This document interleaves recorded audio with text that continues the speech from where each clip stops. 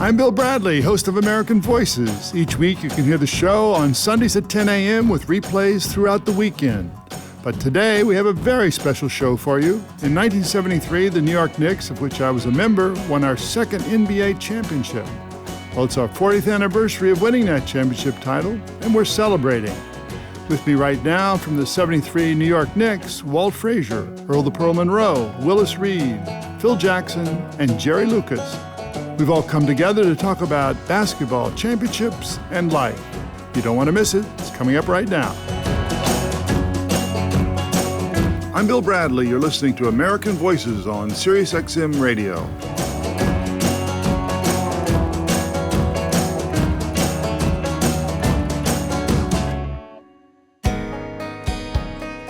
From 1970 to 1973, the New York Knicks were in the finals of the NBA 3 times. We lost once, Eastern Finals, to the Baltimore Bullets. Earl's smiling. And today, we're here to talk about those years, particularly 1973, where we won our second NBA title. And we have Phil Jackson, Willis Reed, Earl Monroe, Jerry Lucas, and Walt Frazier here to talk a little bit about that year and about championships, maybe a little bit about life. So let me begin by saying, what memories do you have of that year as you think back to it? Is there any game or moment that you recall that you want to tell us about? Well, for Knicks fans, I think it's very, very symbolic that... This is Walt Frazier. Yeah, we started out with a lot of injuries. Guys were in and out of the lineup, and then right near the end of the season, we started to get everybody healthy and had a lot of momentum going into the playoffs. So I think the Knicks now, they won 10 straight, so everybody's hoping this might be the year that they could do it as well. How about you, Phil? The year that we ended up winning the championship in 73 was a year where we built momentum. Meanwhile, Boston Celtics went off to a 68-14 record that season, which challenges the best record in the league at that time, which was 69-13, which is set by the Lakers in 71, which is the team that beat us, 71-72, the team that beat us the year before. I forgot that. And, they had a revitalized team with Silas and Collins at his peak and MVP and everything. And the series that we had with the Celtics was very dramatic. We were up 3-1, and Havlicek had been out with injured ribs, and he came back and, probably was not 100%.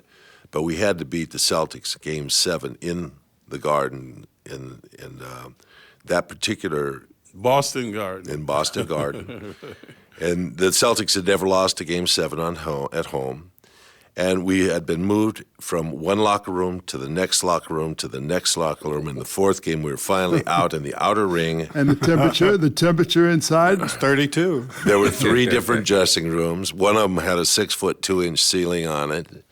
And after that ball game, Red Holzman came to me and he said, Phil, sometimes in life, good overcomes evil, and this is one of them. There's no question that galvanized us. We were so pissed off that the tall guys who had to bend over to walk around. So I wonder if you remember the last practice before that game, when Ned Irish, who was the president of the Knicks, came to talk to the team. And as I recall it, we were all sitting there. We were supposed to win in the Garden in Game 6. Right. We didn't, right? And he came in and basically said, "You guys are worthless. You're not going to even win the next game." And of course, that told each of us, "What are you talking about? We're going to win that game." Willis, you got any memory? Well, basically, that season for me was a comeback season. Yeah, it was. Because the year before, and I only played 11 games, and that was the year 71-72 where the guys went all the way to the finals to play against the Lakers and win the first game and ended up losing. And actually, I didn't know whether I was going to play again, really. And I was very happy for the team to be there, but I was saying, boy, if I could have been there, we would have had a chance to do it. And so the 72-73 season coming back was Jerry started most of the games during that season, and so I was playing my minutes off, and it was a struggle. I mean, coming back from an injury, when I see guys coming back for injuries, I understand what it's like to do it because I had a chance to do it. And you were talking about tendonitis of your knee? Yeah, that's correct, yeah. And but I did think, that and I still believe that the 72-73 team had all the grit. I mean, you had a team that could play any style of basketball because we had such versatility with having gotten Earl and Lucas on the team and had Dino, and then having Phil 100% as our defensive specialist off the bench. So it was my probably favorite team, favorite championship, even though that was the second one, because I went from not being able to basically walk to having a chance to go and play again. Great. Yeah, that was great. Earl. Wow, it's, that year coming off foot surgery that summer wasn't very, didn't feel very good about the beginning of the year, for myself. And also having really just been, this was my actually first training camp with the team. It wasn't until later on during the season that I really felt comfortable. And I think that the Milwaukee game, when we had the comeback, and that set the stage on that one. Yeah, here was a Milwaukee team with the great players, Abdul-Jabbar, Bobby Danrich, and of course Oscar Robertson. And this was a team. I mean, his team just kind of took you out of there. And for me, this was also the team that had beat us 4-0 the year before. So when you were with Baltimore, when I was with Baltimore, so they had a great team, but we found ourselves down with 19 points. I guess 3 or 4 minutes ago in the game. 6 minutes. Yeah, 6 minutes. And we came back. And in that game, I think, and after that game, that was when I really felt like I was a real Knick. With the fans and you guys in the locker room and whatnot, it really, built my confidence up, and really let me know that, I was here to stay. And, for as we went through the season, I mean, we really didn't, going into the playoffs, we kind of limped into the playoffs a little bit. We, in the latter, we lost, 3 out of 4 or 5 games, the last games of the season going into that playoffs. But, I think the momentum that we had, during the course of the season, I think, really kind of pulled us together. I remember, losing the previous year to L.A., and I think to the man, we came in the locker room feeling like we should have won. Right. And kind of, made a vow that we were going to get back the next year and win this. And I think that was a real motivation thing for us. And you neglected to say that in that Milwaukee game down the stretch, there was this guy named Earl the Pearl Monroe who just wouldn't stop. I mean, you were the one that led us to that victory. Yeah. Well, the one thing that I found out about this team is that, that's exactly what it was. It was a team, and anybody could have really done that.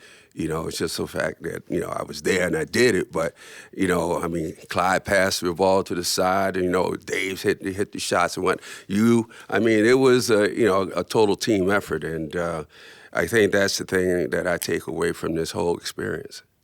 Jerry, how about you? Well, Bill, the thing that, of course, we all just love the opportunity to play with the ultimate team with our group. But the thing that was rewarding to me as a player, we all were rewarded as a team, but each of us get our little rewards as a contribution that we can do to make a team better. When I came to the Knicks, I was extremely excited for many reasons, and one reason was that I felt... And you came to the Knicks the same year that Earl came to the Knicks. That's right. In 1971-72. Mm-hmm.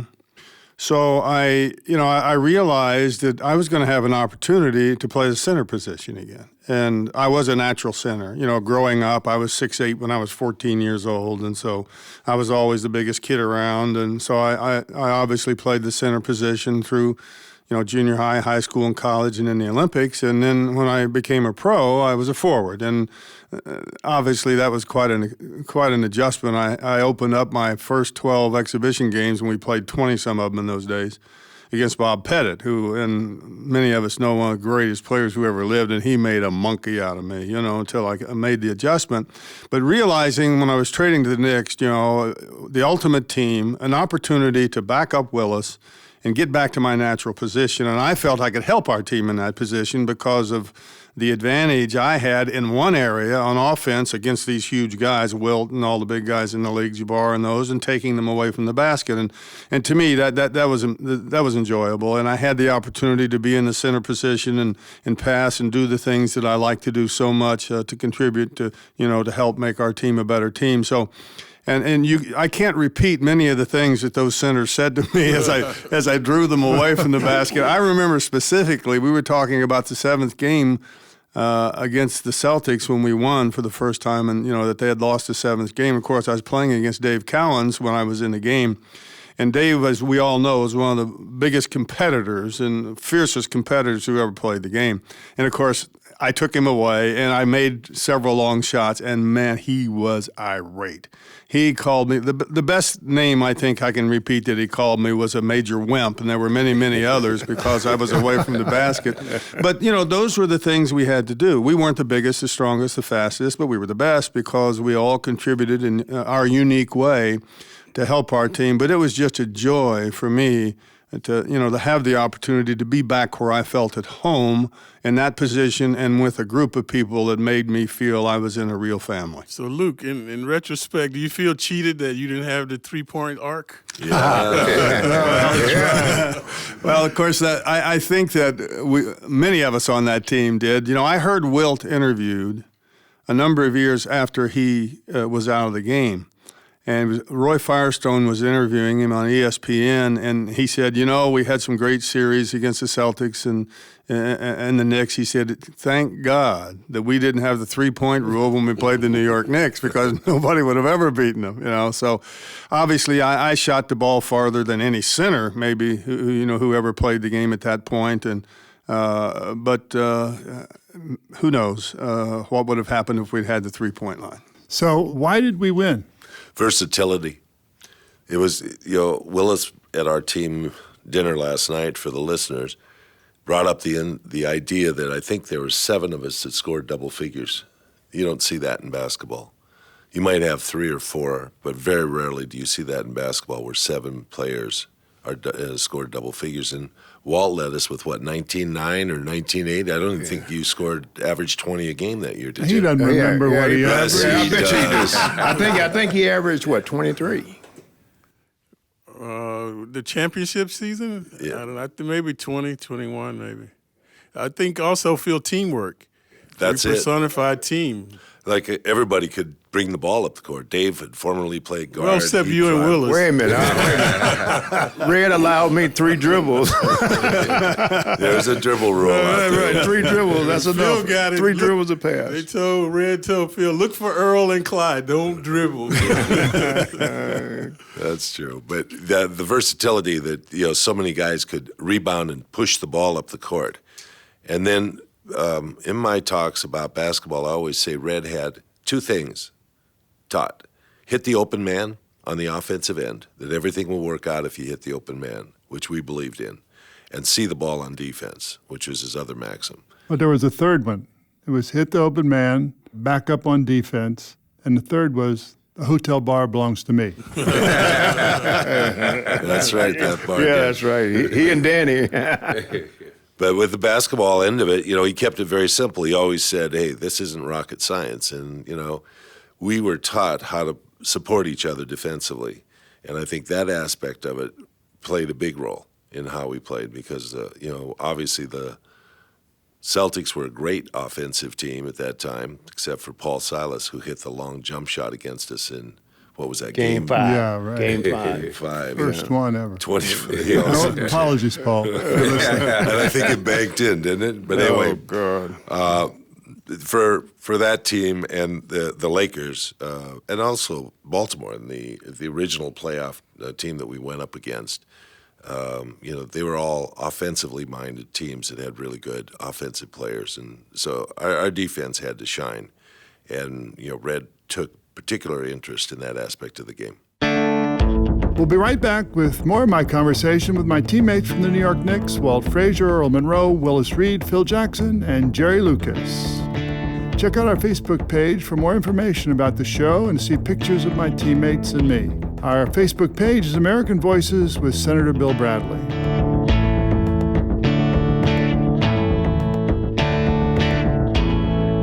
listening to Sirius XM Radio. I'm Bill Bradley, host of American Voices. We're back with my New York Knicks teammates, Willis Reed, Walt, Frazier, Earl, Monroe, Phil Jackson, Jerry Lucas. It's our 40th anniversary of winning the 1973 NBA championships. We're talking about basketball, championships, and life. Visit our Facebook page to continue this conversation online. Our Facebook page is American Voices with Senator Bill Bradley. So, why did we win?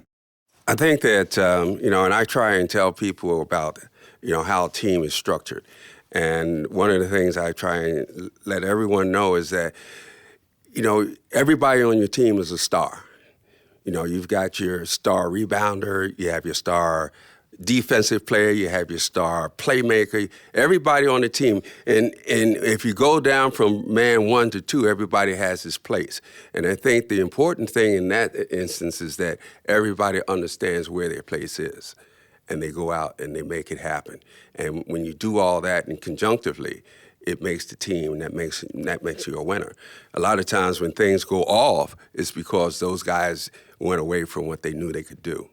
And I think we all kind of knew what we're a veteran team. We had Dean as a rookie or second-year guy, Henry Bibby as a rookie. Hawthorne Wingo, but overall, we were a veteran team and understood not only how to play, but how to win and how to close out games. There's a pivotal game on Easter Sunday, wasn't it, against Boston, an overtime game on our home in the Garden, court? and Phil Jackson came in with the big wingspan. Right. Yeah, that part. But also John Giannelli had to play in that ball game as a rookie, and he had a real good supporting role that day. I think a couple block shots and key rebounds, and so we had some support off the bench, off our rookies, in a critical game that we won. What about leadership?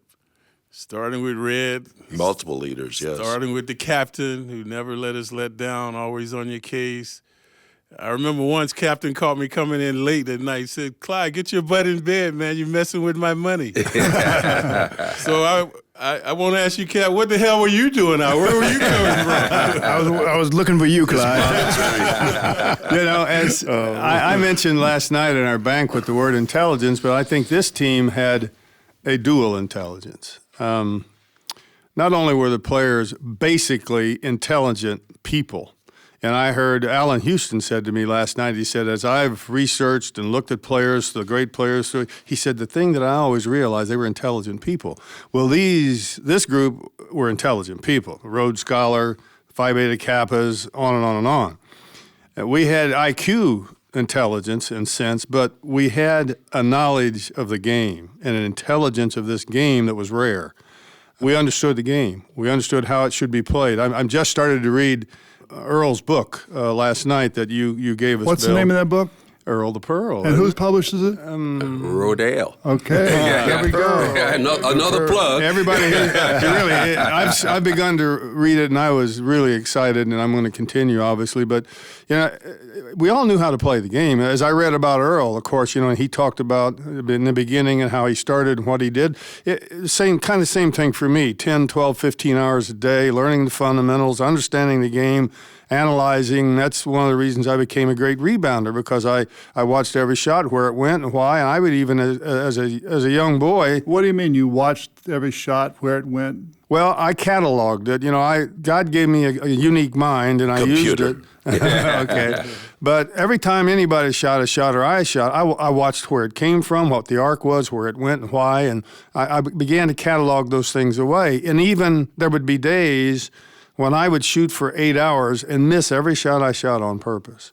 I imagined there was the numbers of a clock on top of the rim, 1, 2, 3, 4, 5, 6, 7, 8, 9 around, and I might shoot one, okay, I'm going to miss it on the right side of 3 to make it bounce to the right, the inside of 3 to make it bounce to the left, right in the middle to make it bounce straight away. And so I just, hour after hour, day, week, month, year after year, cataloged these things away in my mind.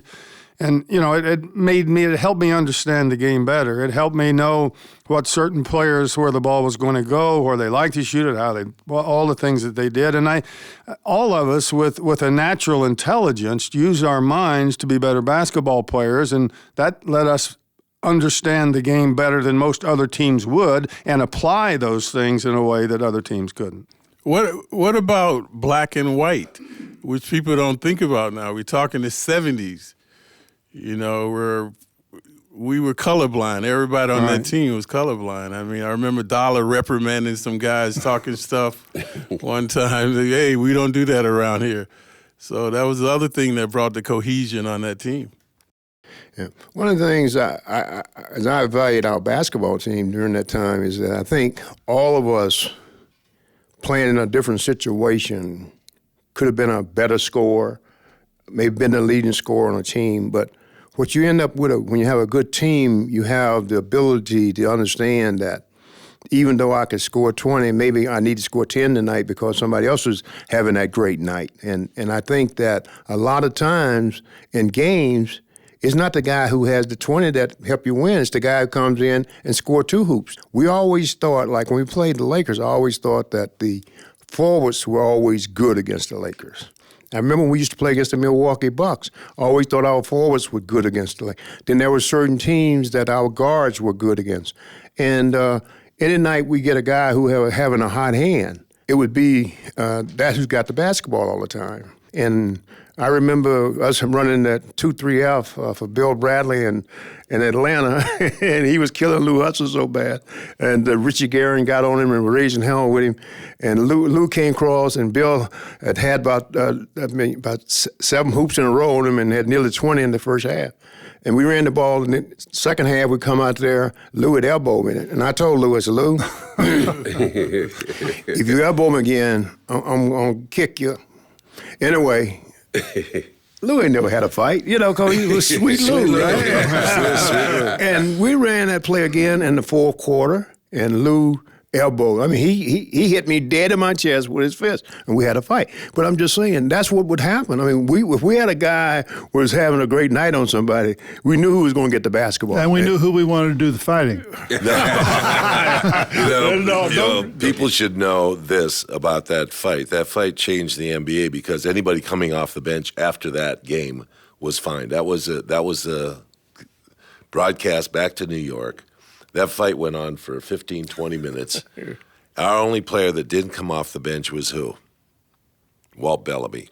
Walt Bellamy sat on that bench, and afterwards he was asked why, and he said, I don't think basketball is worth fighting about. And, of course, 2 weeks later he was traded for Dave DeBusschere.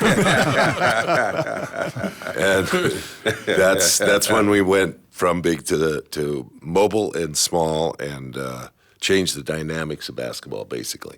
You know, I think another insight into this team was that everybody liked everybody else. You know, I mean, we were friends. You know, we've all been on teams where people didn't like some people on the team, and it caused difficulties, it caused frictions, it caused, you know, problems, and that wasn't the case on this team. You know, I genuinely, yeah. Yeah. I need to spell it alphabetically, E-I-J-L-N-U-Y. How is genuinely spelled backwards? You know, alphabetically is E-G-I-L-N-U-Y. So just like Sirius, Sirius is I-I-R-S-S-U, the radio. So anyway, that's another one of my quirks. But I mean, I genuinely liked everybody on this team, and I think everybody else did too. You know, and that made it easier for us to be the kind of team we were. Earl, you have anything? I've got a lot of stuff rolling around in my head because as we're talking, I mean, so many things are coming back, and it's coming back together. You know, you're talking about Walt Bellamy, and so you're going back a little further. You know, I had been in the finals for 3 years in a row when we finally won that championship, and it's interesting because when I was with Baltimore, we played in the finals with the Bucks, and Bucks beat us 4-0. And then getting to New York, we lose that to L.A. and then come back and win. One of the things that I think that a lot of players don't realize is the fact that as my music is coming, am I tired now? Okay. Hold on.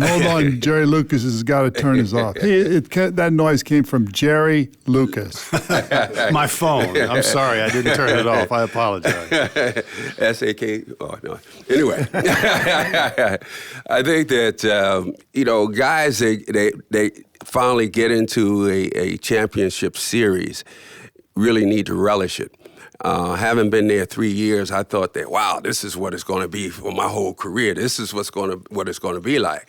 And never got back there. And so, if guys are listening, or if you, whatever the case may be, if you get into a championship series, you got to make the best of it, because you might not ever get back. And of course, we got the guy over here to our left and to my left, Phil. You've been in it, so many of them, man. I know it's, but you understand that though, because you've also been on the other end of the spectrum. Well, one of the things, as you know, you guys know, I went out to the Native American reservation in Pine Ridge and took players out there with me. Bill and Willis both came out one year to help in a basketball camp I did out there. Tall Elk and what was your given name, Willis? You remember? No, I don't remember. Big Bear. Big Bear. Grizzly Bear. Big Bear. The one I didn't remember. Anyway, in 75, 76, or 76, I guess, 77, I brought out Bill Walton, and they had won the championship. And I told Bill, the biggest regret we had is that we felt like we missed out on winning an NBA championship. Somewhere along the line, we missed out. Obviously the 7-game series against Baltimore in 70-71 season, that was a tremendous series in which Bill's shot was blocked at the end of the ball game. A dramatic series. And 71-72, we lost. Mm-hmm. And we only got 2 championships out of that run, in which we had 5 really good years, maybe 6 years possible. And so I was telling Bill Walton, you got to do this again, because you guys played great this year. You're emblematic of what it's all about as a basketball team, and played great. And he said, we're going to go back and win again. Of course, they never got back there. Mm-hmm. And that's happened so many times. And I've had guys come back like Bill and say, man, I didn't realize what you were saying to me at that time. So when I got to the opportunity to coach the Chicago Bulls, I said, if you get in a championship series, you must win it and win it again every time you're here. The biggest feeling of loss is when you lose in a championship series. There's nothing more devastating than losing, because all the eyes are on you and you've won and you have this chance and it doesn't go, and so it's devastating. Yeah. So the things that I remember the most out of the many championships series I've been through, and I think that would be like 16, are the 3 that I've lost or had losing efforts in. Phil, that's the same way in my life. I was very fortunate, played on winning teams at every level. The things that I remember the most are 2 losses for the national championship in the final game of the Final Four, and our 1971-72 loss of the World Championship and as our team. And those are the things that eat at you, and the things that really, unfortunately, stay with you a lot. You, as Phil says, they gnaw at you. It's a wound. Yes, it is. But isn't that what a champion is all about? In other words, rise again. Rise That's again. right. You can't take the loss. For sure. So, Earl, you were on Baltimore. Now, let me tell you a story. Your owner was Abe Poland, right? Right. And so I'm playing. That game was we called a few seconds left. The play was for Clyde. He was double teamed. He had only to throw it one place. It was to me in the corner. I went up for a shot. Wes Unseld or Gus Johnson nicked it, and we lost. And we lost 92-91, right? So fast forward, I ran for the Senate. Abe Poland actually helped me, gave a fundraiser. And now I'm in the Senate, and I get this package that arrives in my office. And I open it up, and it's a picture of that moment where my head's down, your arms are up, Jack Marin's arms are up, and Abe Poland says, just in case you get a big head in the Senate, remember this. I remember that like yesterday, because the crowd was stunned. Yep. People just sat there.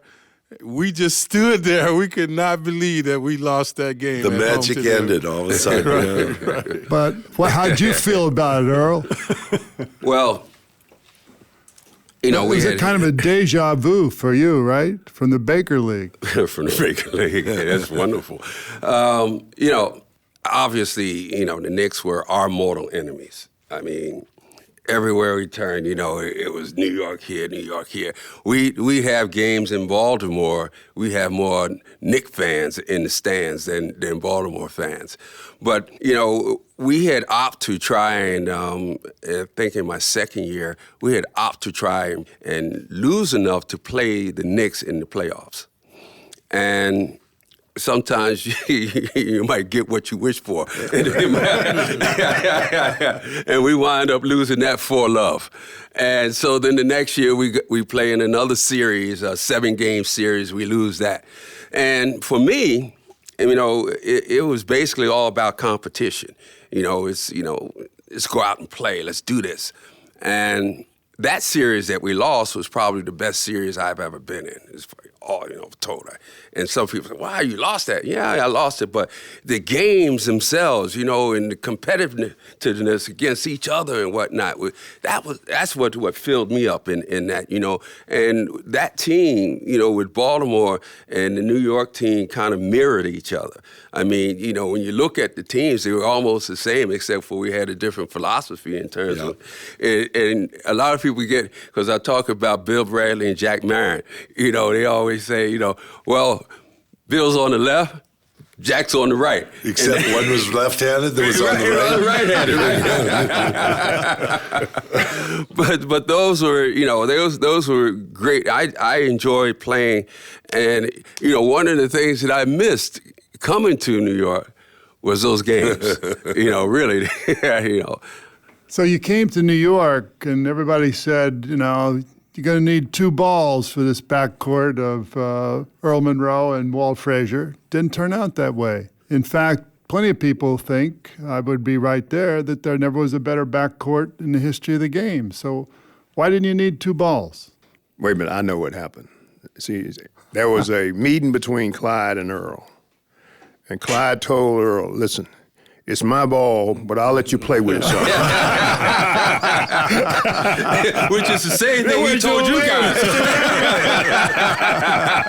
Which was great. I mean, he did a great job. He ran the show. It was his ball. It proved that the writers don't really know the nuances of the game, because what they overlooked between Earl and I was the mutual respect that we had for each other from being opponents. And I remember my friends used to say to me, "Clyde, what do you guys say?" I said, "Man, we never say anything." They go, "Come on, man, you all over the guy like that?" I said, "Man, sometimes Earl say, Clyde, that was a great defense, and sometimes I say, Earl, that was a fantastic shot." That was the essence of what we would say. So no trash talk. No trash. Never any trash talk. The respect was there. Earl knew if he got 30, he worked for every one of them. And he got them. Right. Let me tell you a story about one of those playoff games. I happened to have a tape or a film of it, and I had a basketball camp, and I showed the game. It was one of those very close. It wasn't our final game against Baltimore that year. It was one of those knockdown, drag out, 90, 89, 95, 94 type games. At the end of the film, I asked these campers, "What do you guys think about this?" They said, "Oh, the only thing we thought about it, there were no dunks in the whole game." There was not a dunk in the whole game. That's all those kids cared about. It cracked me up. ESPN hadn't been invented at that time. And that's why they don't shoot as well today either, because that's all they care about. And they don't spend the hours and hours and hours working on that. And one of the things that, we came out of an era, not my group, but the group that was right behind me came out of an era where you couldn't dunk in college basketball. And that became part of the thing, was that they had to learn how to shoot at 6, 8-foot shots and 10, 12-foot shots. And, that part of the game was there. But the other thing was, Wes and Willis were the centers on that team, and they were 6'8", 6'9". They were, Wes wasn't 6'8", he was 6'7". 6'7", With a tall afro. And we're talking wide, though. Double wide trailer, no doubt about it. So how about you, Earl? You come to New York, and how do you feel? Bewildered. Bewildered coming in, and I had a meeting with Red, and told Red, I said, I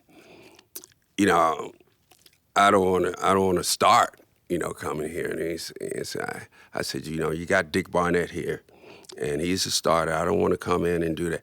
My thing was to come in here and make sure these guys didn't feel threatened. And so Red said, okay, we can make that happen. And the interesting thing is that years later, and Dick and I we were at some function and whatnot, and the guy asked Dick about it. This is Dick Barnett? Dick Barnett. And Dick says, well, Red came and told me that there was going to be a change in my department. He didn't ask me at all. So that's what I didn't want to happen. But as time went on, the change was made. But I think the smoothness of that lent to the fact that I wasn't just coming in to take his job, and I think that made us better friends. As we went through life here, and. It was a traumatic time for me. I mean, coming in, I had bone spurs. I told Red, I said, listen, I got bone spurs. I can't really, run. I can't leap off my left foot. So Red said, well, Willis is out. That's why we got you. You got to play this.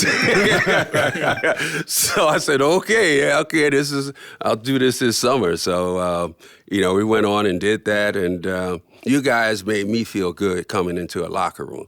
And like I said, first couple of times I would go into the visitors' locker room, coming in the little tunnel and go the other way. But, once we got into it and started playing, the interesting thing about basketball is a lot like music. You can get guys, musicians from wherever, they might not even speak the same language, but they get in and they start jamming and they could all play together. And basketball is the same way. If you got guys who can play the game and understand the game, you could always put them together and they can play. And that's how I felt with this squad here. We played basketball. Also, I think in sports, you never know, like a guy, like you watch Earl play, he's flamboyant, styling, profiling on the court. So you never know what type of person the guy really is. So when he came to the Knicks, I thought that's the guy we were getting. But then when I talked to him, he was completely opposite of that. He was such a down-to-earth guy, team-oriented. So in the system that he was in, they wanted him to shoot the ball a lot. So as he was just alluding to, when he came to the team, he took a back seat, told me it's Clyde's ball, it's Clyde's team, I just want to fit in. And those just weren't words. He really meant that. And he's talking about Barnett. So I give the credit to Earl. And we were talking about what made this team a champion. The character of the players on this team, man. When you look at all the guys, we did not have one bad apple out of the guys that were on that team, man. They respected each other, and look at us now. If you look at our lives, what we've done after the game, the guys have really prospered. And that includes the guys who are not here. Right. The 5 guys on the bench that played primarily. As I said last night, the 5 players that are on the bench usually, they don't really help you win, but they can actually make you better, and they can actually destroy a team if you got a lot of bad attitudes. We had no bad attitudes. But speaking of your observation about Earl, how there was this contradiction between Earl, the flamboyant player on the court, and the lovely human being off the court. I remember here was Clyde Frazier with his mink coats and his Rolls Royce. And I don't think I've ever met a more conservative guy than you. I mean, you were eating seeds and health food and sleeping 15 hours a day before that. How do you explain that contradiction? I know, it's inexplicable, man. We're like, Earl was fire and I was ice. We made it work. The interesting thing too, he's, my demeanor is kind of low and whatnot. Clyde was a shy guy too, even though he was dressing and, flamboyant, like he was still also a shy guy. Right. See, I actually knew that. Phil used to always laugh at the Clyde character. Because, we came in together, so he knew all about me. That was I could fool him with. Hey, let me tell one story. Didn't Dick Barnett, who had to play a subservient role on the championship team at age 36, right? And he'd been such a big part of it all the way up through then.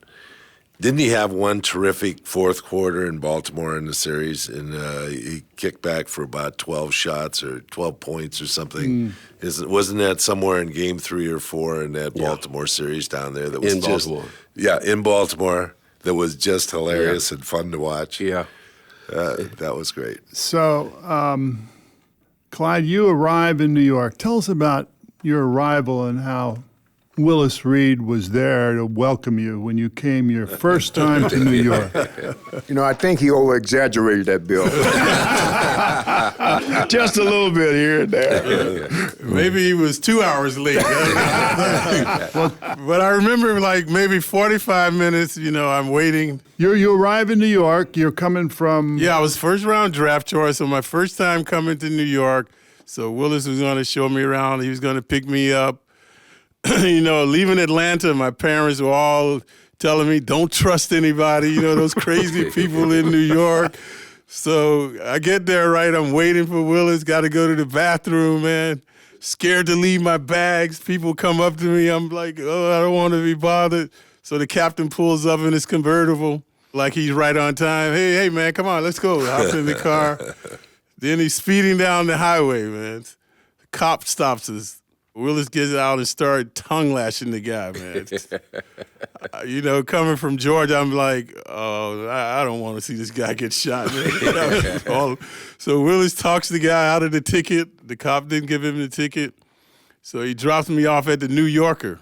Yeah. So I get in the New Yorker. I had a room where I could lie in bed and open the door, turn on the TV. Once I got my luggage in, I couldn't even move around. The air conditioner was rattling on the thing. So Willis told me, hey, I'm going to pick you up at, a certain time. So he got me a date. I can remember this like yesterday. We went up to Walt Chamberlain's Small Paradise in Harlem. Place was packed. And, in those days, they had the go-go girls dancing in the cage, man. I was mesmerized. I never saw anything like that. So they introduced Willis. He got a standing ovation. And, they introduced me. I got a few applause. But, I never forgot that night, man. It took me down Times Square, down Broadway in the convertible. I ended up actually buying a convertible after that, man. I'm Bill Bradley. You're listening to American Voices. We'll be right back with more of our conversation with my Knicks teammates, Walt Frazier, Earl Monroe, Willis Reed, Phil Jackson, and Jerry Lucas. We've all come together to talk about basketball, championships, and life. Message me your thoughts or comments about the show. I'd love to hear from you. We'll even post some pictures of our show today. Our Facebook page is American Voices with Senator Bill Bradley. You're listening to Sirius XM Radio.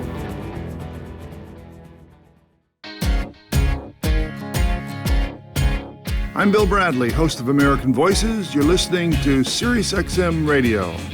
We're back with my New York Knicks teammates, Willis Reed, Walt Frazier, Earl Monroe, Phil Jackson, Jerry Lucas. It's our 40th anniversary of winning the 1973 NBA championships. We're talking about basketball, championships, and life. We'll even post some pictures of our show today.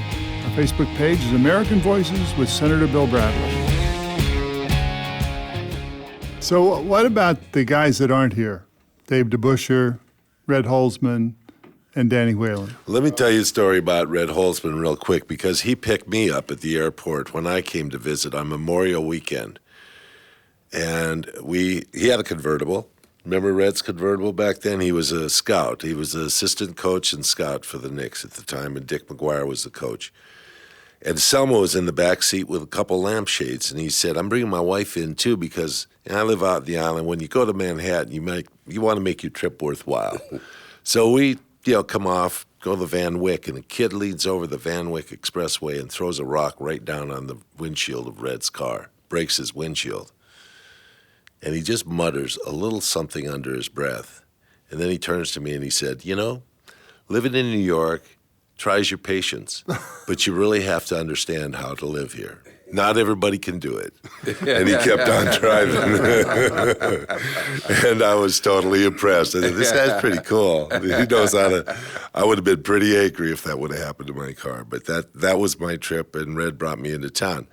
That weekend, 500,000 garbage men, policemen, firemen, public workers marched in support of the Vietnam War. And I was coming out of college where we were against the Vietnam War.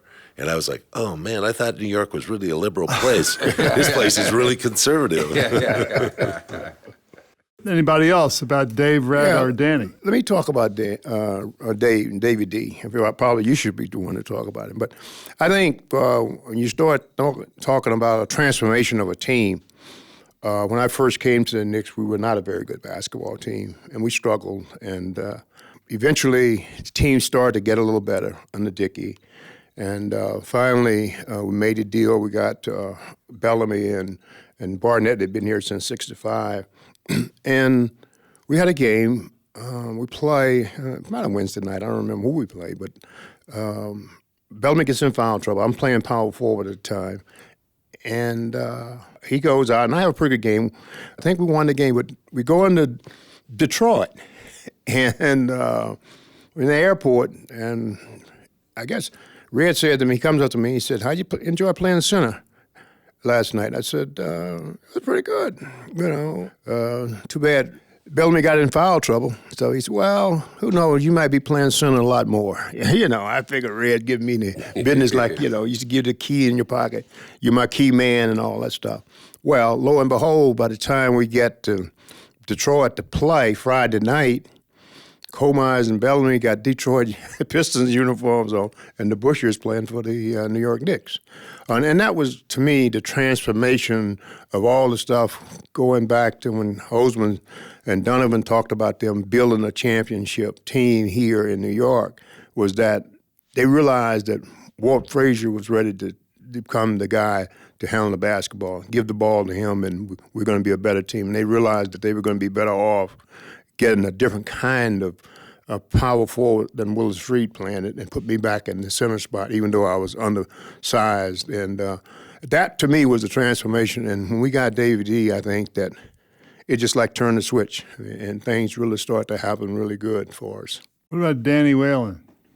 Big time, Danny Whalen. I know that Danny, people thought maybe I was interested in politics. It was exaggerated as a play. Obviously, I was. And let me set the stage. This guy looked like Cagney. He looked just like Cagney. And that's why we called him Big Time. Yeah, with the talk like him, too. Yeah. So, okay, now, go ahead. And Danny also had been the trainer for the Pittsburgh Pirates during Roberto Clemente's time, right? Mm-hmm. So he was a baseball player. He was a baseball trainer. He was also now a basketball trainer. So they thought I was in politics. So when Red and Danny were kind of in a good mood, like two scotches on the long flight, they would say, come here. I'd go back and say, now you remember, when you get in politics, you got to give us a job. And I said, what kind of job do you want? They said, well, we want to get up every day and walk down to the ocean and see if it's still there. 6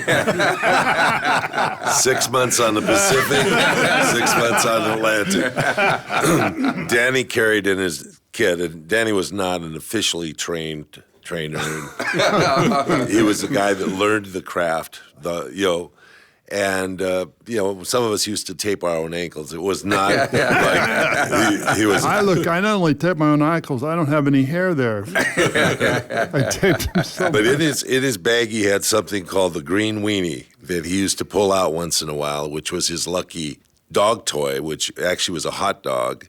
That had some green relish on it, and he would squeak that thing once in a while because he used it against the New York Yankees when the Pittsburgh Pirates were in the seventh game of that series, that the Pirates came back and won this game on a miraculous Grand Slam home run. So Danny had some lucky charm with him. But he was an interesting fellow because he used to go to all the major trials around the country, and he would walk to the courthouses and sit and listen to whatever trials were going on. And he'd come back in the training room and hold court. That was his court, and tell us about the trials that were going on at various places in the country. And so he had a real interesting aspect. Now, I probably knew Danny better than any of you guys because I spent so much time in the training room when I was recovering from my back surgery. But he was a special guy. He kept us loose. Danny, a funny man. No matter what hour it was, he always had a smile on his face. He always had a joke to tell. He always had that Tabasco sauce in the training kit. So he was. Well, you mentioned Danny with his green weenie. What about superstitions, right? That was a superstition. Yeah, it was. The green weenie is going to help us win. What, you guys have any superstitions? Walt used to put that hot stuff on his big toe. That was something that I think was more of a preventative than a superstition. Right. I started everybody using that stuff. That's right. Well, the superstition came when we won the 18 straight games that time. Everybody, the same guy led us out. We tried to come to the game the same way. So that's when I said, man, I'm not, there's too much added pressure doing this. Forget about the superstitions.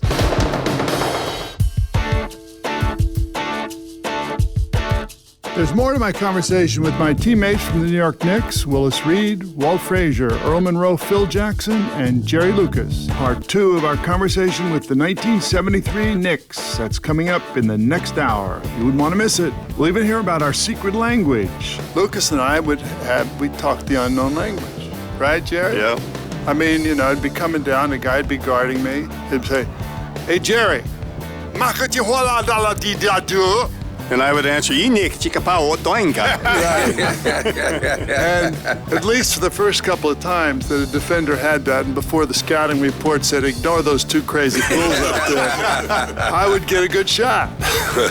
I've had players come to me in later years and say, you know, that play, what, you called it beef, you called it chicken, you called it meat, and then we did the crazy stuff that Bill was talking about.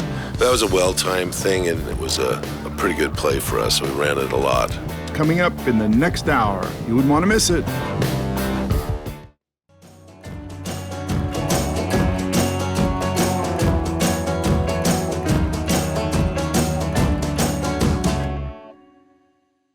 So, Willis, I've never asked you this.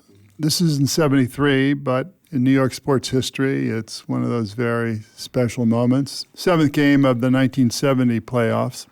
I remember a couple years ago, we had a little bit of a reunion. All of us were there, and I had a film. We looked at the film of that game, and Earl, I remember what you said. You stood up and you said, you know, I wasn't on the team then, and I saw that game at home on my sofa. But when I saw that game and saw what you did, I got chills. And you then said, and you know, Willis, I got chills again tonight watching it. Still do. So what were you thinking? We were all out there on the court.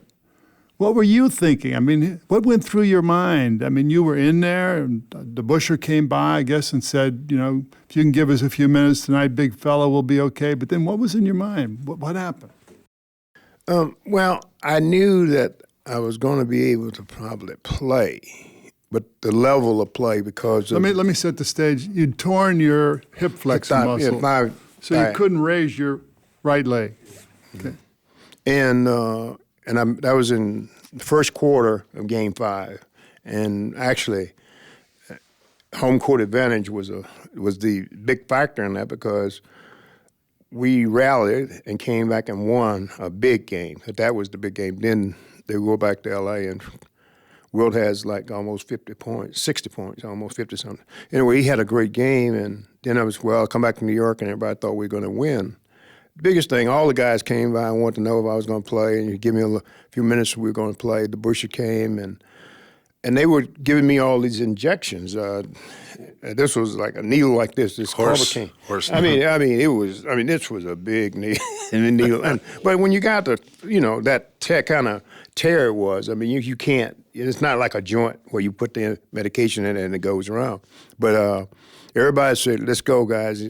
Said, "Captain, if you can play tonight, we're going to win it." Well, I thought that even if I had not have played, maybe we would have won because I always thought the Garden was a place at that time where the fans, the sixth man, and the advantage was because of the fans. And when I finally went out on the court, I guess but what were you thinking? How did you decide you were going? Well, I figured I was going to play. It's just a matter of getting the shots, and I was hoping that the shots were going to kill the pain a little more. I realized I could not flex the leg, but I could drag the leg, and I could be okay going up and down the floor. But I actually couldn't jump. So, I mean, I knew it was going to be a hard night, tough night for me to play.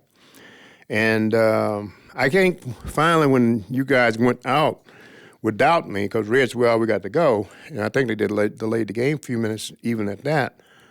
At one point I heard that Kazzy came out and they thought he was in, they started cheering, then I came out. But what were you thinking then about, How 40 years from now or something? I mean, you wasn't. I mean, you're in the moment. I mean, you're not down the road. You're in the moment. I mean, you were at a point where you wanted to be. I mean, you're a kid. I'm a kid back in Louisiana, hauling hay, and when the hay baler broke down, you land on the shade tree and you're dreaming about playing in the NBA, having a great game, scoring 25 points, and and you have winning a championship.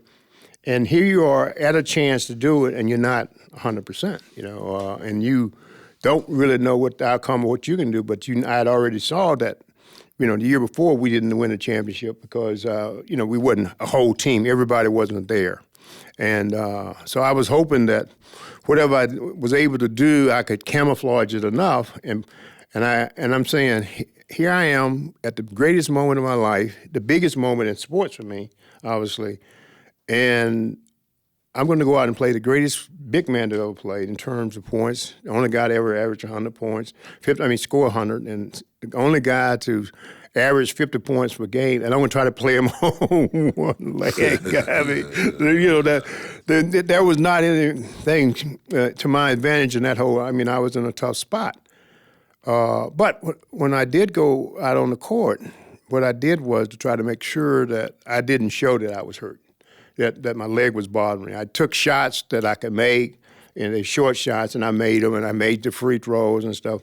But I didn't do anything that caused to do an explosion, because I couldn't explode, because you couldn't do the jump stuff. And I heard you say at one point you were thinking, 40 years from now I might be fishing somewhere, and I don't want to think that I didn't give it all that night. Well, I'm sitting here 43 years from now and thinking about it, and I went out and did what I had to do, and that that was what the team's about. I mean, you're there. We have all been through all ups and downs. You go through a season, winning 18 in a row. We did all those things, and here we are, come to a moment where if we win one more game, we have achieved something that no team in the Knicks history has ever done, and none of us on the team had ever won a championship. But as a human thing, you put your career on the line for your teammates. I don't think I had an injury that was going to be career-ended. It wasn't going to be that. I was confident that it wasn't going to be that kind of injury. It wasn't that kind of injury. It was a muscle tear that, with time, it was going to heal. So. You want to say? Earl and I are the only two here assembled talking that were not in that game. Right. We were both watching it. How excited he was and how excited I was. I mean, it was incredible. One of the greatest moments in sports history. And little did I know, when he limped off of that floor, that would be the impetus to make me a Knick. Yeah. I had no idea. And then when I got that call, I realized, well, I'm going to have an opportunity, And so that made me a Knick. It was the thing that led to me being a New York Knick.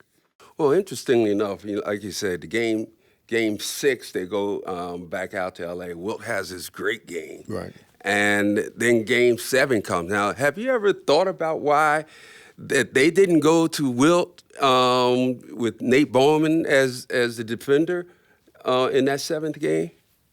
Why they didn't go to Willis? They never challenged Willis. Yeah. Willis is on the perimeter. But I mean, if you remembering the game, Stunned. I think that there was a lot of pressure on the ball. Stunned. Yeah. How many steals did you have in that game, Clyde? Clyde played such a phenomenal game. 4 steals. But I mean, you put a steals. lot of pressure on the ball. I mean, they did not have the ability to run their offense. Dick had a as well as saddle they on could. Jerry West. He put a saddle on his back. Yeah, it was really, I thought the defense created the atmosphere that was great for us, where we could run open. Everybody shot the ball well. Clyde had some great shots. I mean, he had a phenomenal game. And I think that's what the crowd, it created that too.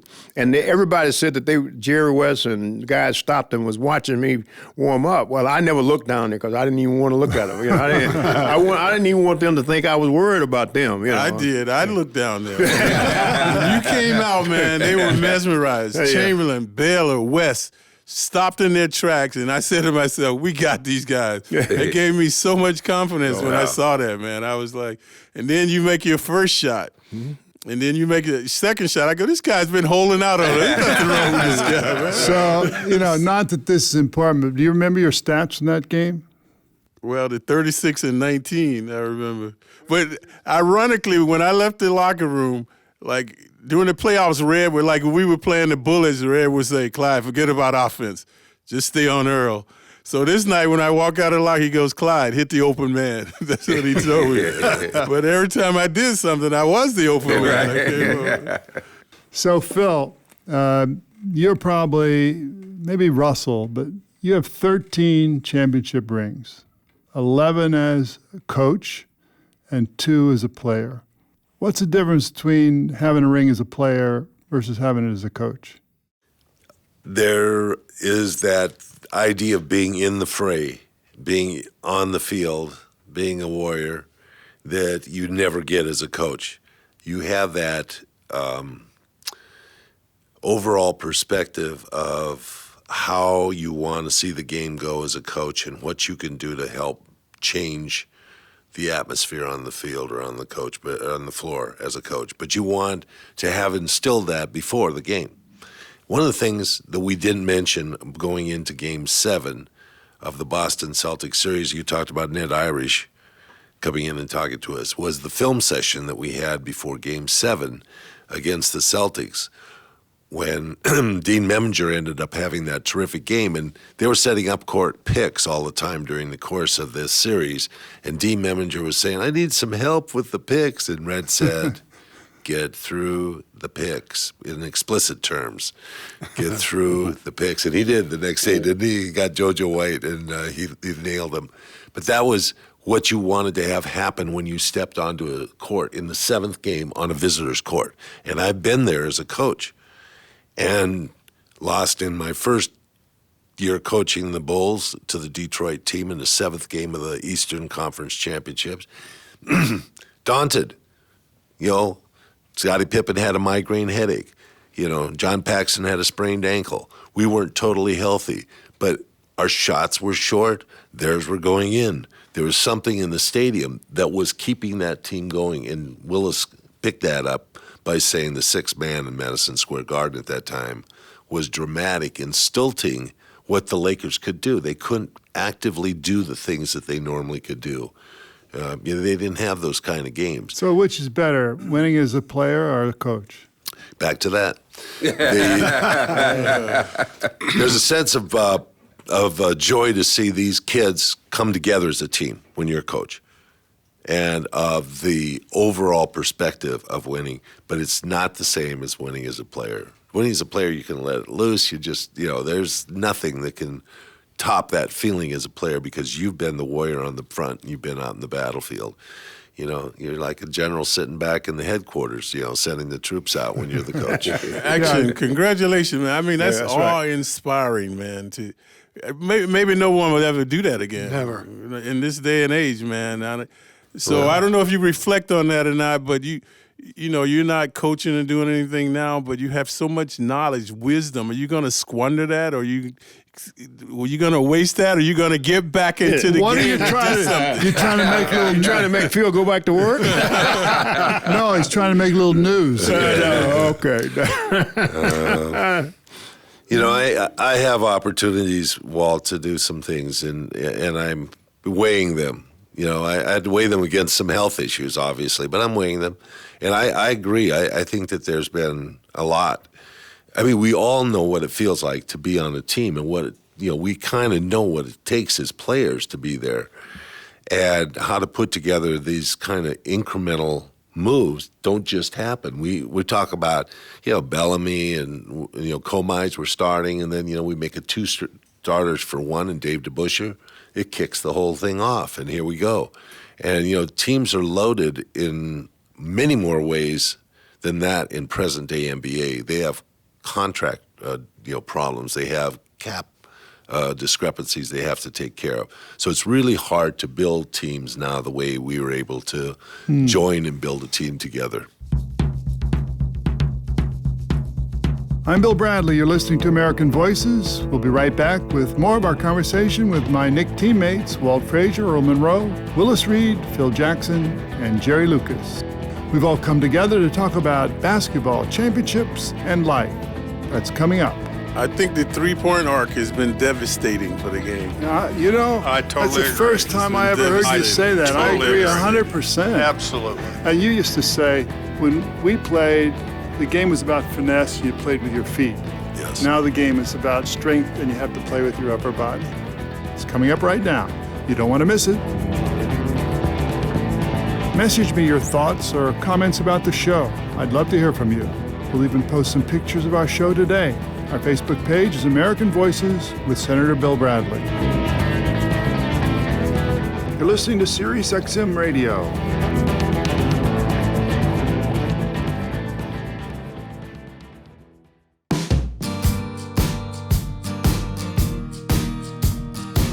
I'm Bill Bradley, host of American Voices. We're back with my New York Knicks teammates, Willis Reed, Walt, Frazier, Earl, Monroe, Phil Jackson, Jerry Lucas. It's our 40th anniversary of winning the 1973 NBA championships. We're talking about basketball, championships, and life. Visit our Facebook page to continue this conversation online. We'll even post some pictures of our show today. Our Facebook page is American Voices with Senator Bill Bradley. Message me your thoughts on what you heard on life, on basketball. I'd love to hear from you.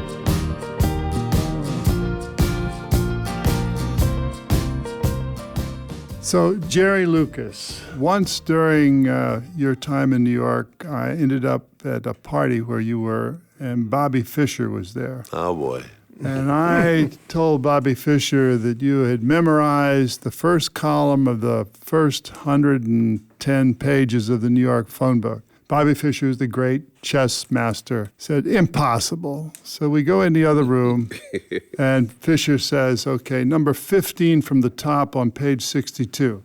And you go, 855-3211, right? Yeah. How did you do that? Well, Where did this come from? When did you know you had this phenomenal mind? Well, it really started when I was a very young kid. I had a phenomenally active mind. I always had to do something mentally. I began to invent mental games. The first mental game I developed was spelling words alphabetically. Every word I ever saw, I rearranged the letters in alphabetical order, like cat, C-A-T, alphabetically is spelled A-C-T. And how about satellite? A-E-E-I-L-L-S-T-T, like microphone, C-E-H-I-M-N-O-O-P-R, ceiling, C-E-G-I-I-L-N. I mean, it was like breathing to me, And that led to another game, to another game, to another game, to another game, to another game. I got in mid-grade school and realized I wasn't being taught how to learn. Here's the material, you're going to be tested on Friday, and it meant repetition. Terrible, horrible, no fun, nobody's ever liked it. I thought there got to be an easier way, and I began to think about learning, and I realized that prior to going to school, everybody learns the same way and never has a problem learning because everything we learn is pointed out to and identified by our parents. That's a cat, a dog, a horse, a cow, a tree, etc. These are all tangible objects that have an identity and can never be forgotten. If I say to all of you, please do not see a zebra in your mind, it's impossible. You have to see a zebra when you think of it, and you can't forget it. It's a God-given ability. And I just said to myself, what if? What if I could give an identity to all this abstract ink on a page that I'm being called upon to learn? That was the seed that led to today's Lucas Learning System that will in the very near future, I believe, revolutionize the whole educational system in America. Okay, I hope it does. What about the phone book? How did you memorize the phone book? Well, I have a system that changes numbers into pictures. And, that they are no longer curves and squiggles. They are tangible objects that you can see. And all learning is whatever you call it, association, connecting. You have to connect a state to a capital, a foreign word to its English equivalent, a name to a face. But you did that for every phone number in the first 110 pages? Well, more than that, really. But sorry. But it's just what the world doesn't realize that we all have a remarkable, remarkable gift. And soon, believe me, you know who I am. In the next year, the educational system in America will be totally revolutionized because I retired from the Knicks early to devote my life to education. I've spent the last 40 years writing, preparing, and developing assets material that's stored away in safety deposit boxes and hard drives that'll totally revolutionize the educational process in America, because a child, when they need to learn how to read, nobody's ever seen a sound. I've pictured every sound in the English language. Kids can see it. They'll be reading in 2 or 3 weeks because they will see and know every sound in the English language, math, grammar and punctuation, spelling, no matter what it is. I've done it all, and it's coming. So, Phil, give him a name. Have him reorganize it alphabetically. Well, Brezhnev. I don't even know how to spell Brezhnev. I could guess, but if I knew how to spell it, I would Not know. a proper name.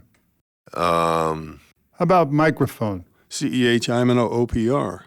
When I was on the Carson show, I did that on the Carson show, and you know how Johnny was, and he was fun, he was great. And his staff had made up cards where on one side was the word, and on the other side was how it was spelled alphabetically. And I don't really need to see the word, but I guess they thought I need to see the word. And I remember the last word that he asked me that night was question, which is EINOQSTU. And so, like Johnny would, he took that card, and he flipped it up in the air, and he did one of his crazy looks. And I talked about our names. I'm Edriakelsu in alphabetical order, and he was Hedgnoy-Aknors, HJNNOYACNORS. Okay, that's good. All right, you got it. You made your point. Will they let you in casinos? Well, I used to play on what's called the Celebrity Players Tour, a golf tour that we raised money for foundations, and Charles Barkley, the world's worst golfer, was on that tour. And we were, in a place one night. It was, a matter of fact, when Tiger Woods just won the PGA Championship in Louisville in that playoff with May, and they were sitting around talking. Of course, Charles was a big gambler, and he was talking about going to the casino that night. We were in Atlantic City. And someone said, well, Lucas is a memory expert. He can probably remember all the cards. He said, Luke, can you remember all the cards of the place? I said, yeah. It's not hard. It's very easy. He said, well, man, you're going with me tonight. We're going to gamble. I said, no, Charles, I'm not going to do that.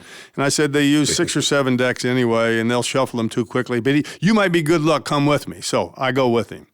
And in the room, it's a high rollers room. Michael Jordan's there, Mario Lemieux, Charles, and some other guys. And Charles is playing 5 hands, 5,000 a hand. Worst card player I ever saw in my life. Worst card. He'd double down with 2 7s or 2 6s, And I stayed there 40 minutes. He lost $440,000 in 40 minutes. I was like, Charles, you're the worst card player I've ever seen in my life. And of course, he also probably was a wealthy guy if he's lose $400,000. Well, he said to me, don't worry about it. He said, I have $40 million in the bank. I said, you won't have if you play cards for much longer. So let me ask you. We've talked a lot about the season, the game, the team.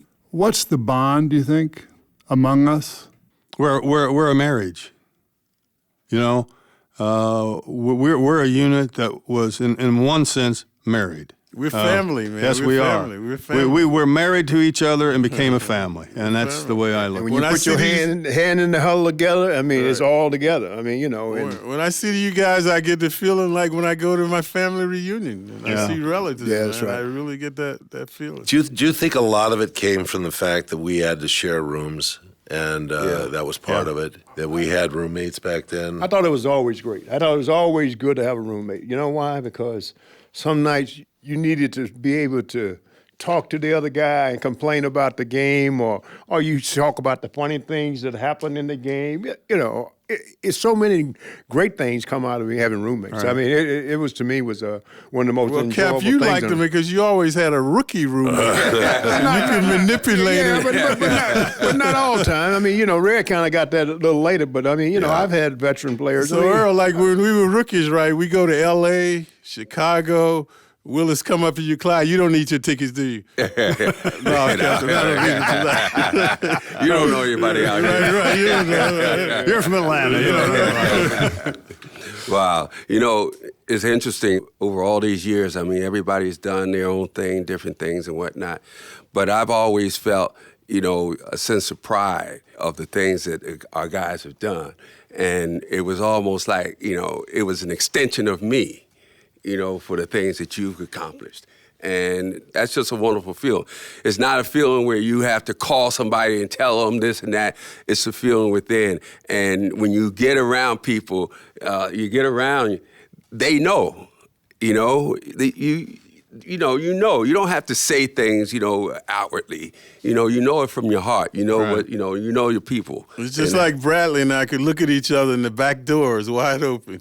Yeah, that sense we can make eye contact and we know instinctively, we got this other option, man. Yeah. Like with Action, I used to never talk to Action, but I'm always there in the background listening to this thing. You make eye contact, and that's enough. Did you just describe that back door? Wasn't that fun? Yeah. Oh, yeah. And you know what's going to happen, Connected. and you see it 2 or 3 steps down the road, and it does happen. And you pull it off, and the defense guys look at that. They don't know what's going on. The coach is raising hell at the guys. You guys know this, don't you, that I teach meditation to my players? In the meditation, I talk about one mind, one breath. And it's something that I feel that we had is one mind, one breath, that we're all on the same wavelength. Mm-hmm. Yeah, I think that's right. This year, 72-73, was the most fun I ever had playing basketball, largely because of you and the rest of the team. But I remember there was this play that we ran for me called BF, right? Everybody remembers it. And it's down on the right baseline. And I had to run my player far enough over the top that Lucas or Willis could pick him. At the same time, the ball was coming back around at just the right time, and Clyde or Earl would get it to me in just the 2 seconds or 3 seconds I had to shoot the ball. Otherwise, I couldn't make the game. But Jerry and I used to talk the unknown language to each other. You forget I was the guy that gave you the ball. Or the bush. Clyde was running off my pin. Okay. And if it wasn't open for you, Clyde was open on the isolated side. Whatever. I was very grateful, whoever got it. But my point is, Lucas and I, we talked the unknown language. That was fun. Right, Jerry? Yeah.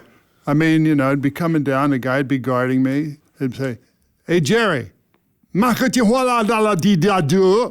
I would answer, right. And at least for the first couple of times that a defender had that, and before the scouting report said, ignore those 2 crazy fools out there, I would get a good shot. I've had players come to me in later years and say, that play, what you called it beef, you called it chicken, you called it, what was that play? I said, well, it was BF, and beef was easy to get as an acronym, but then we went to meat, and then we did the crazy stuff that Bill was talking about. But that was a well-timed thing, and on the other side, I set a back pick for Clyde, and he slid off my back pick while Jerry got the ball, or Willis, and then I slipped to the hoop, and Jerry fed me for little left-handed layups or hooks, and if I wasn't open and you weren't open, then Walt had the isolated side on the other side, and it was a pretty good play for us. We ran it a lot. We talked about Game 5 when the captain went down. I remember in that game, Bradley went to Red and said, let's do the 3-2 offense. 3 guys out front, 2 guys underneath. And that's how we just destroyed them. Dave the Rave had Wilt coming out, driving around. Driving to the basket on him. Yeah, we played a zone, basically got away with his zone that game, and the referees let us do it, which is very We played unique. a zone offense, 3-2. Yeah, so Phil, I saw a lot of that with you with Red, that you let the players sometime have an impact in what was going on. I thought that was one of the great things I learned from Red Holzman was that when we came to a huddle, he'd go like, what do you guys want to run? yeah. What do you want to run? Oh, Dave's going good. Let's run the D play. Or, Right. Beef is there. Or let's get the ball into Willis. He's got advantage. Or whoever had the advantage. I mean, they even went to me against Don Nelson in the Celtics series one time. Yeah, Phil's got Nelson on him. Let's go to him. But when it came to defense, it was all business. He knew what. Play the way he wanted you to do that. Yeah, that's right. Let's get this defense organized. So, each of us has talked about the joy of playing and our camaraderie and so forth. But I don't know about you. I mean, you pay a price, right? I mean, I had hip surgery. My back's bad. Have each of you paid a price? I haven't.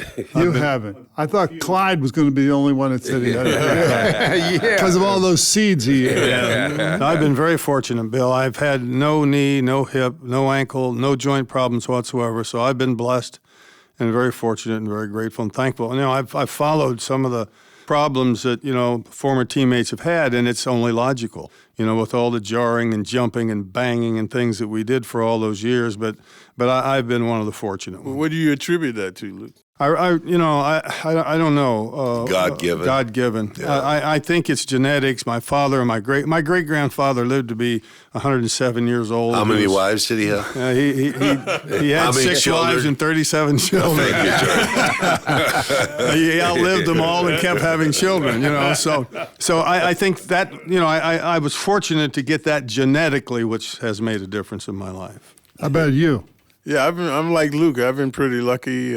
But your toe caused you to really end your career before you know. Right, the arthritic toe. But Yeah. Only thing that heal injuries is rest. So once I've been out of the game now, it doesn't bedevil me like it used to when I was playing. So It's not always my story. How about yours, Earl? You've had a few. I've Want to share your odyssey? Well, I reflect back just a few years ago when Phil was inducted into the Hall of Fame, and we went up on stage and whatnot. Here's Phil. He had his hip done.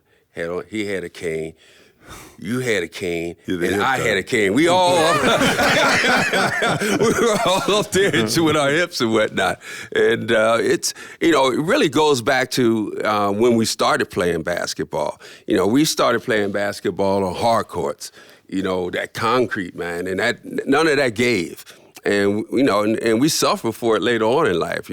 Fortunately, you guys didn't, Jerry and Clyde, but we all suffered from that constant pounding. The body wasn't meant to get this type of treatment to it. But still in all, if we say, would you do it anyway? Damn right. Well, I didn't know growing up in the South, we didn't have enough money to put in asphalt. So we always played on dirt. So you've had a lot of operations, right? I've had How many hip operations you have? 5. How many back operations? 5. How many sinus operations? 11, 12. Plus? Yeah, I had both my knees. I had my foot done twice. Had my neck done. And whenever you see him, look like he just came from a vacation. He's bionic Earl. No, that's I can't go through the airport by I had to go about 2 hours before. So there's no twirl left in you anymore. Only on EA Sports. No twirl. How about you, Phil? I've had my share. I had a spinal fusion and missed. The interesting thing is that I probably could have come back and played in 69, 70. But there was an expansion of 3 teams, and we just had an 18-game winning streak. And they thought, well, we're going to cruise to a championship. We're really going well. And so they left me on the injured list so I wouldn't be expanded, which was fortunate for me. So I remained. Fortunate for us. Yes, I think the Knicks knew that they wanted to. Yeah, we lost 4 players from the championship team that year. That's right. How many teams were there when we played? I can't never It started with 12 when we first came 67. in. 67, 68? Yeah. Then it went to 14 with Phoenix and Milwaukee, and then it went into 17 that year with Portland, Buffalo, So and Cleveland. what difference do you think it means to have, what are there, 30 teams now? It's a watered down product. It's not as strong. How do you see that? How do you see it as a watered down product? A lot of the teams are not competitive. If you look this year, maybe half the teams are not competitive. That's true. It's very true that there's a lot of teams that are not competitive, and it's allowed a lot of European players to come over and play. It's allowed a change in the ball game. It's not a big man's game anymore. Right. There's just no real pivots and post play that And what about scoring, Phil? There, maybe 12 teams have a 20-point per game scorer. The rest of the teams, they average 17, 16.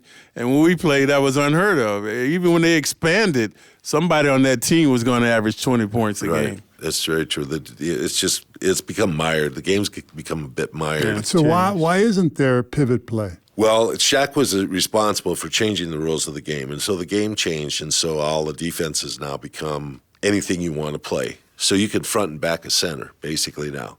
And, you can run people into a post. And right now the post play is almost eliminated by the size and the way they play defense. Don't you think they don't call enough fouls? They could call more fouls. They call, unusual fouls is what I think. Hand checking, remember hand checking was part of it. Now hand checking they took it away from players. But they let guys still hand check, but they don't call it. So it's like you kind of can, but you got to take it off. You got to take it off. But the essence of the game today, Bill, is entertainment. It's about merchandising. It's about all the other things, man, that propel the league. Yeah, I had a friend who hadn't been to a game since I retired, and his grandchild wanted to go to the game and get some tickets. I took it down, and he went to the game at the Garden, and he called me after and said, "What happened? What do you mean?" I said, "It's all showbiz. They're the cheerleaders, they're the acrobats, there are this, they're the things sprouted." Does it really make a difference? The team still wins, right? Well, the young people like that. Like Phil was saying, he showed the game of us, and they said, "Oh, there were no dunks." That's better. They're this classic sports network. Remember, they used to show our games, 5th, 7th game, and these young kids, I'd go out and see them. This was in late 80s, early 90s, and they'd recognize, and say, "Hey, I saw you on Classic Sports." And I said, "Yeah, what'd you think?" He said, "God, you guys wore short shorts." Yeah. We're talking about changes. I want to tell you an interesting story that kind of led to one of the major changes in the history of the NBA. My rookie year, I was fortunate to be the only rookie that played in the All-Star game, and that game was played at the old Boston Garden. And, there I am. When we go to our first All-Star game, we're always excited. So I was, pumped up and thrilled about what was going to happen. And all of a sudden the door opens and all the Western Conference players come into our locker room. So here I am kind of sitting in the corner as a rookie. Tradition, I guess, the teams get together to da-da-da-da-da-da-da. Well, I'm sitting there listening and I realize there's no tradition with this, so they're starting to talk and we're not going to play a game. There was no union in those days. There was no representation. Players had basically nothing. And so the veteran players had decided, we're going to strike. We're not going to play this basketball game. So they sent word out to the owners, and boy, the owners come, and you talk about heated arguments going on between owners and players and screaming and yelling. And I'm just sitting over in the corner as a rookie, watching all this go on. And so the owners at that point, at that time, at that game said, we will let you form a union and we'll negotiate with you. And the game went on late, and that's where the pendulum started to swing, to where it's been today. So so many changes have taken place in our careers, from the time we played into time today, and that was just a moment in time that began an incredible change in NBA history. I mean, Larry Fleischer, who was a dear friend, the head of the Players Union, 1964. 1964. That's when that game was. And then with Robertson lawsuit that we filed, and people don't know. I mean, it was basketball that broke the reserve clause. Yes, it was. It wasn't baseball. And the reserve clause Flood, kept you with one team and it's supposed to have you move to another team. And so, when I came in, the league's average salary was $9,500. It's now $5 million, right? Right. Do you think modern players appreciate that, Phil? They have no understanding. No understanding. Absolutely none. I was at a lunch. A friend of mine took me to a lunch in Washington, D.C. a number of years ago, and he represented some players, and we were at lunch with this young player, and he said, you probably don't even know who this guy is, but Jerry was a good player in the NBA, and he said things have changed a little bit since he came in. He was the number one draft choice year. He came out of college, and he signed for $30,000. The kid said, "You're a liar. You're a liar." He was the reserve, making $8 million a year, had no idea. Of course, now, Jerry West, I remember I was in the Olympics with Jerry in 1960. He was so excited. He was going back to the Los Angeles Lakers. He was going to sign for $15,000 a year, and he was thrilled. So the changes are remarkable. But today's players are not students of the game.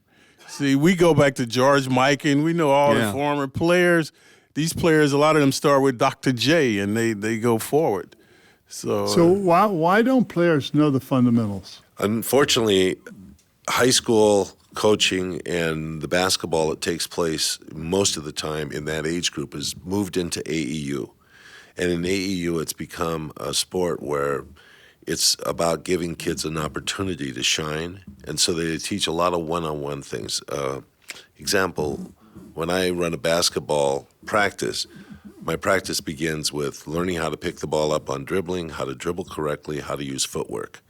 These kids have very little training in that kind of an atmosphere altogether. They learn how to catch the ball in a triple threat position and attack or shoot or do what they're going to do. So there's those basic fundamentals that were always part of basketball that have been left off behind because they're in a process of demonstrating their individual skills.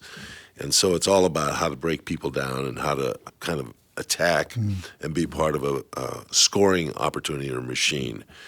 And AEU then, these kids play 70, 80 ball games a year, and they go to these tournaments where they may play 15 games in a tournament setting alone over a week. Vegas has a huge group of guys that come there, and the college coaches come in and they watch these guys play, and these kids are all being demonstrated basically, and they don't learn team behavior. They learn individual behaviors, how to play in a group and how to survive as a one-on-one player out there. Here, I got the ball, give me some room. Anybody else on that? I think the three-point arc has been devastating for the game. I totally that's the agree. first time I ever heard you say that. I agree 100%. Absolutely. And you used to say, when we played, the game was about finesse, you played with your feet. Yes. Now the game is about strength, and you have to play with your upper body. Right. Right? Okay. Willis, you're the only one that hasn't told us about your body. Well, are you okay? I mean, what price did you pay? My here? right, I had a right knee replacement. My left one act like it wants a replacement. But I'm trying to baby it, trying to talk it out of it. But other than that, I'm just... How's the lake, man? You got all the fish down there? You going to invite us down to do some fishing? The ponds are full of fish, Yeah. So I'm going back and do some fishing. How many acres you got down there? The place I have right now is about 50 acres. Called Reedsville? What did you name it? It's just a house out in the woods. It's just woods. But with pine trees and oak trees. But Clyde's been boat captain, right? Yeah. I'll tell you a story. When I was a senator from New Jersey, I would walk the Jersey Shore, right? And I'd walk every summer for 5 days. Wouldn't go the whole 127 miles, but in every town. I was walking along, and here's this guy who's out at the beach house. He comes running out to me. He says, Bradley. I said, yes, sir. What's on your mind? He said, I got to tell you a story. Okay, tell me a story. He said, I was down in the Virgin Islands or in the whatever, in the Caribbean, and I had a boat. We came around the curve, and we saw this boat up on the rocks. So they were waving, and we got to get to the airport. So he pulls up and says, who was your boat captain? He said, Clyde. Is that a true story? I've been on the rocks a few times. I'm Bill Bradley. You're listening to American Voices. We'll be right back with more of our conversation with my Knicks teammates, Walt Frazier, Earl Monroe, Willis Reed, Phil Jackson, and Jerry Lucas. We've all come together to talk about basketball, championships, and life. The fortunate thing about it is I could still play basketball against my kids when they were playing basketball. So they got to feel my presence on the court. Yeah, did you treat him well? For my 3 daughters who brought their 3 son-in-laws to play ball on the court. Yeah, the one you took care of. They understood. They understood. That's coming up. Message me your thoughts or comments about the show. I'd love to hear from you. We'll even post some pictures of our show today. Our Facebook page is American Voices with Senator Bill Bradley.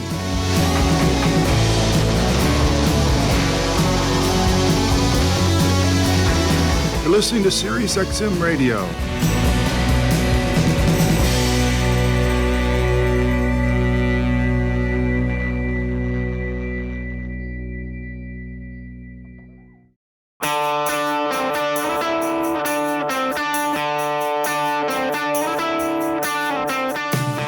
I'm Bill Bradley, host of American Voices. We're back with my New York Knicks teammates, Willis Reed, Walt Frazier, Earl Monroe, Phil Jackson, Jerry Lucas. It's our 40th anniversary of winning the 1973 NBA championships. We're talking about basketball, championships, and life. Visit our Facebook page to continue this conversation online. We'll even post some pictures of our show today. Our Facebook page is American Voices with Senator Bill Bradley. I'd love to hear from you.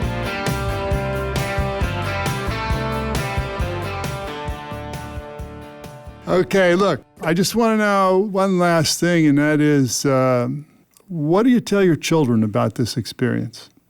What it was? Well, I tell my children it was, one of the elite, greatest experiences of my entire life. I said, it's something that very, very few people in life have the opportunity to live and to know. And, you can't really, I think we could sit here and talk for the next week, and we probably couldn't really tell people what it really means inside your heart and your mind to share what we shared and do what we did. You can try to explain it verbally, but you really can't. And, it's a life-changing experience. It was a life-changing experience for me, and I'm sure it was for all of us. You try to tell them as deeply and sincerely as you can what it means, but no one can really share it but those of us who were there and did it. Yeah, I think Bill told his story once. He said he was in Cincinnati, and he was going into a school, so he thought it'd be a good idea to take Oscar Robertson with him. So he goes into the school. None of the kids have ever heard of Oscar Robertson. Today, I can go in any school, grade school, there's going to be some kids that have heard of the New York Knicks championship teams. And it's a special thing. It's a New York thing. Hey, we're sitting here 40 years, and they're still talking about this team, man. Something very special. Well, unfortunately, my kids weren't able to watch it. I had my children most of the time when I was gone past my career, which a lot of us did. And so they sometimes can pick it up and see it in, classic sports. ESPN's bought that, and there'll be a edition on there. And they always want to know what the difference is between coaching and playing. And, the fortunate thing about it is I could still play basketball against my kids when they were playing basketball. So they got to feel my presence on the court. And did you treat him well? For my three daughters who brought their three son-in-laws to play ball on the court. That's the one you took care of. They understood. They understood. But I was able to play a little ball with my kids, and that was still a lot of fun for me and for them. And, the experience itself, reverberates, and I think they understand the essence because, I have a son that just had a baby 2 days ago, and he was kind of like wondering, Dad, we're having a baby. Are you still going to go? And I said, yeah, this is something I have to go. You'll have to help your wife get through this delivery on your own. I'll go, and I'll see this baby when it's born and I get back. So I have a new grandson in 2 days. Congratulations. What's his name, Phil? His name is Keller Charles. Last night at our dinner, Earl had his grandson there, and his name is Monroe Palmer. So what about you, Willis? My son and daughter, they were old enough to know some about my playing and stuff. My daughter, actually, when we won our championship May 8th in 1970, she was 5 years old. That's her birthday. So it's kind of a unique... Special time. Yeah, present, But I think for them... she played basketball. My son never did want to play the game. He played sports, but didn't play basketball because I think sometimes when you've been very good in sports, it's a really tough thing for the kids because they want to compete. But I think when they go out and people talk about or they hear about something that's going on, someone talking about Willis Reed.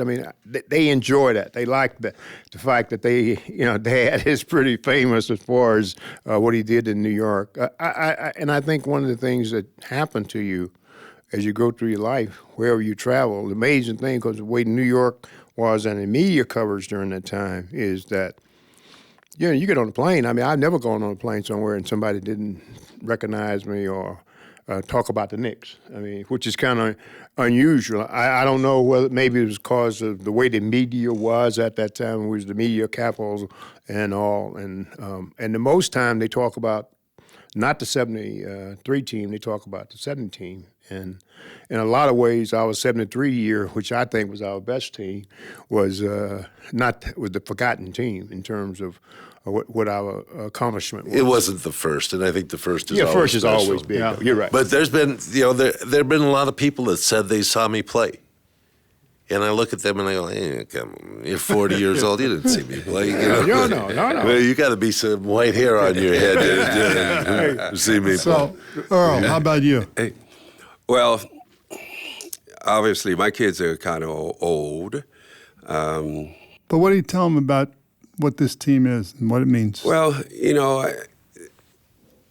it's very hard for me to tell them what it's about because what I've tried to do is not try to be about basketball for so long. And what's interesting is that, you don't think you miss it until you get back in it in some respect. And what I try and, let them know is that, you can do so many other things. But it all reverts back to the reason why they're here and what they had is because of basketball and what I had done in basketball. So for me, it's kind of interesting in the dynamics of all that. But what they can take from here is that I wish that they can experience the feeling that I've experienced by having this experience. That's a great way to say it. Mine, I would pick up on what Jerry said about there are certain things beyond words. And I think one of those things is love. Mm-hmm. And I think that's what we have. Yes. I love you guys. Love you too. Love all of you. Thanks for being on the show. Thank you, darling. Good Thank job. you. Thank you for inviting us. Pleasure.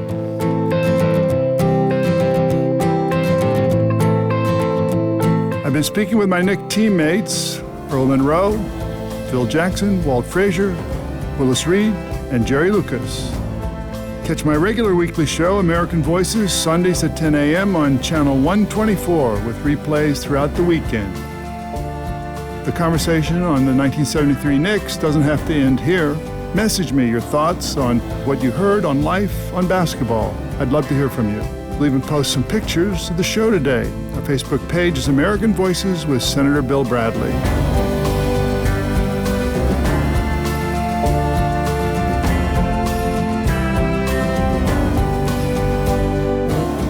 Senior producer, Deborah Klar. Production assistant, Jenny Silverman. Our show is mixed by James Bilodeau, recorded by Ian Scotto. Special thanks to Chris Gibbons, Eric Gonzalez, Paul Maciello, David Rodriguez, and Jimmy McPhee. For Sirius XM Radio, you're listening to American Voices. I'm Bill Bradley.